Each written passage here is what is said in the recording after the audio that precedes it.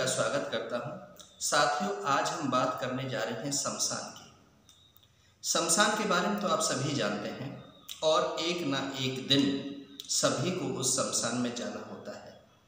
ये बिल्कुल सत्य है, लेकिन फिर भी हम अहम और वहम में जीते हैं। हम बहुत बड़े मकान बनाते हैं, बहुत बड़े व्यापार स्थापित करते हैं, बहुत लोगों का पैसा छीनते हैं, बहुत लोगों की ज़मीन को हड़पते हैं, बहुत बहन बेटियों के साथ अनजस्टिस करते हैं, माता पिता के साथ भी अनजस्टिस करते हैं। लेकिन जब अर्थी को 4 आदमी लेकर के जा रहे होते हैं, उस समय हम कहते हैं कि यहाँ पर तो एक दिन सभी को आना है।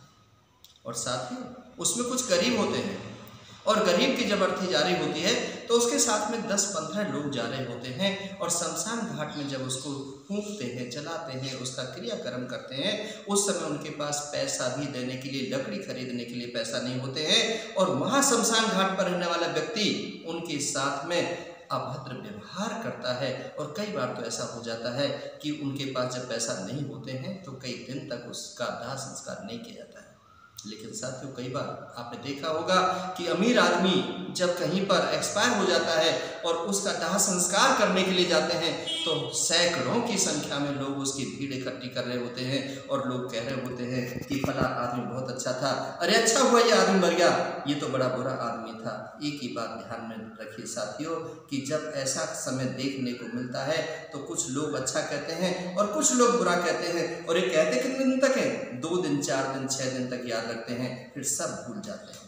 यहाँ तक कि घर परिवार के लोग जिनको जन्म दिया होता है, जिनकी परवरिश की होती है, जिनको पढ़ाया लिखाया होता है, जिनके लिए घर मकान दुकान बनाए होते हैं, वह लोग भी जब वो व्यक्ति मर जाता है तो कहते हैं नहीं, घर से बाहर निकालो, भूत बन के आ जाएगा। और घर में जब एक दिन हो जाता है, रोटी कपड़ा भी जब नहीं होता है तो उस समय घर के लोग भी कह देते हैं कि नहीं, इसको तो जल्दी से इसका दाह संस्कार करो। उसके बाद सब भूल जाते हैं। साथियों, ये सारी चीज़ें आप सब जानते हो, पहचानते हो। जब किसी स्त्री की यदि मौत हो जाती है और उसका दाह संस्कार करने के लिए जाते हैं तो उस समय भी आपने देखा होगा कि शमशान घाट के अंदर क्या होता है। शमशान घाट में उस अर्थी को उस जमीन पर रखा जाता है, उसको लकड़ियों से ऊपर से बांधा जाता है और उसके बाद में आग लगा दी जाती है। साथियों, क्या महिला की राख, क्या अमीर आदमी की राख, क्या गरीब आदमी की राख, उन तीनों लाशों को क्या आप पहचान सकते हो उस राख से? नहीं। आपका जवाब यही होगा कि नहीं पहचान सकते।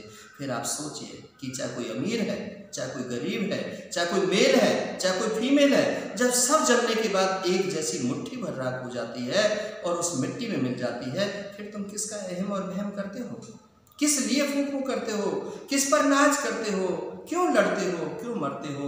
साथियों, जीवन के रहस्य को समझो और जानो। सिर्फ एक बात ध्यान रखो, भविष्य में जी लो, जो आ जाए उसकी इज्जत कर लो। यदि आपको परमात्मा ने कुछ दिया है, धन दिया है, तो दान कर लो। और यदि विद्या है तो उससे किसी का भला कर दीजिए। आपके पास कोई हुनर है तो हुनर से किसी का भला कर दीजिए। आपका शरीर सडोल है, तंदुरुस्त है, आप हाथों से अच्छा काम कर सकते हो तो किसी की भलाई कर दीजिए, जीवन को सफल बना लीजिए साथियों। और इस कहानी के माध्यम से आपको मैं सीख देना चाहता हूँ कि चाहे कोई हिंदू है, मुसलमान है, सिख है या ईसाई है, कोई भी धर्म का है, किसी भी धर्म का है, यहाँ पर अमर ना कोई हुआ है ना कोई होगा। हमारी तरह के कितने इस पृथ्वी पर आए और कितने चले गए, और जीवन में आगे भी कितने आएंगे और कितने चले जाएंगे। यहाँ का शहंशाह ना कोई हुआ है ना कोई होगा।